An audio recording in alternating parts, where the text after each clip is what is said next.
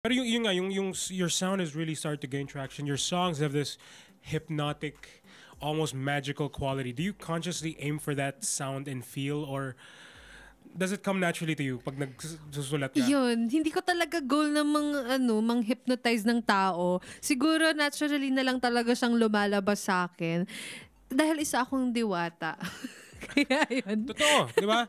And I love that you always stick to, pinag-usapan na natin to last time. Yes. You love sticking to your roots, but sa mga new viewers natin, bagong audience, you really do embrace that native side of your music. Have you ever felt pressure to write in Tagalog or English even for a wider Yes, audience? actually, yes. Kasi syempre, 'di ba, habang tumatagal lumalaki na rin yung audience, mas marami na rin ang listeners at iba't ibang klase ng listeners 'yon. So kailangan mo rin talaga mag-adapt sa sa trend or sa kung ano man ang kailangan din ng masa. So ayun, kailangan ko rin magsulat ng full Tagalog, may Taglish or may Bicol Tagalog English.